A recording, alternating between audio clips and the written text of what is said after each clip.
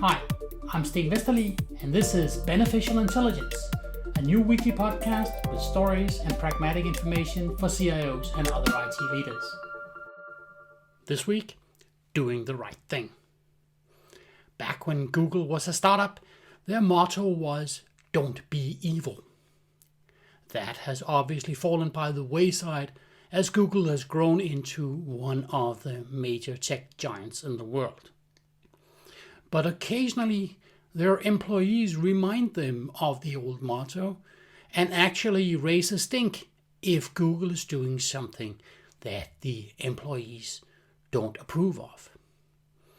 It actually turned out that Google decided not to renew a contract they had with the Pentagon delivering AI for the military.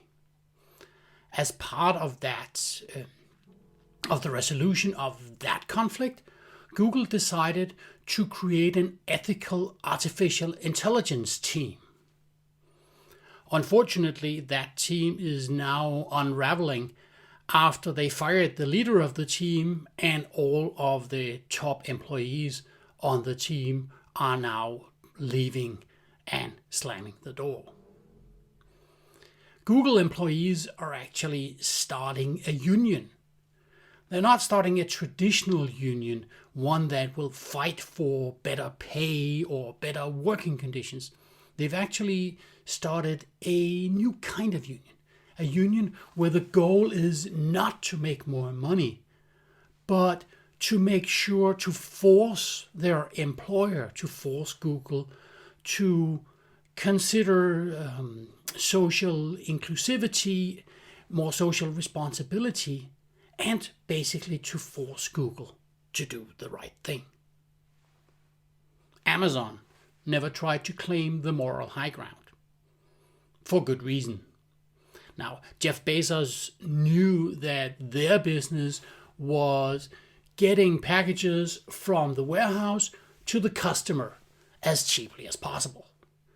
That requires being ruthlessly efficient, and it requires squeezing the last ounce of productivity out of your warehouse and driver employees.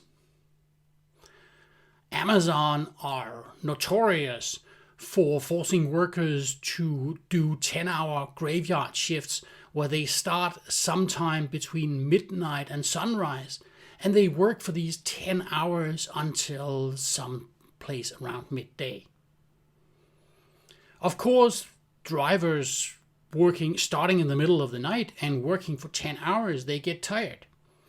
Now, you could do several things about that. You could, for instance, not force people to start in the middle of the night and work 10 hours. Another solution, obvious to a tech company, is to put cameras in the delivery vans and implement AI. So there is a camera that's watching the driver, and when the driver starts nodding off behind the wheel, then the AI can recognize that and wake him up. Now, that is a technical solution, but I don't consider that to do the right thing. Consulting company McKinsey don't consider themselves evil either. They're just good at advising their customers, the people who pay them. So they advise their customers to make as much profit as possible. And they were advising Purdue Pharma. Purdue Pharma produces opioids, and they have been blamed for their aggressive sales strategy. They've been pushing out opioids across especially the US, and the US has a significant opioid epidemic. People are overusing these painkillers. They've been overprescribed, and they're overused, and they're causing about 50,000 overdose deaths in the US per year. Now, Purdue Pharma are basically bankrupt. They had to agree to an $8 billion settlement, and they're under various restrictions and trying to make up for the damage that they've caused. McKinsey, on the other hand, don't see that they've done anything wrong. Like, they were just advising their customer to make the most profit that they could. Now, other people don't see it quite the way McKinsey does. So they've actually just agreed to pay a $600 million settlement to the US states to make a lawsuit, to settle a lawsuit that the states had started against McKinsey for their bad advice. So even if it might be within what you feel your company is doing, sometimes you still get penalized for stepping over the line and not doing the right thing. As a CIO, you are involved in a war for talent. You need top talent. Top talent, loyal top talent, will provide lots of value for your organization for years or even decades.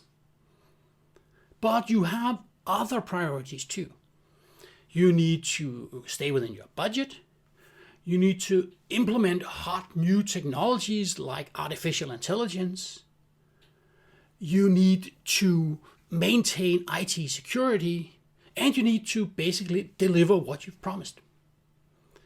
So there's always an opportunity to cut a corner.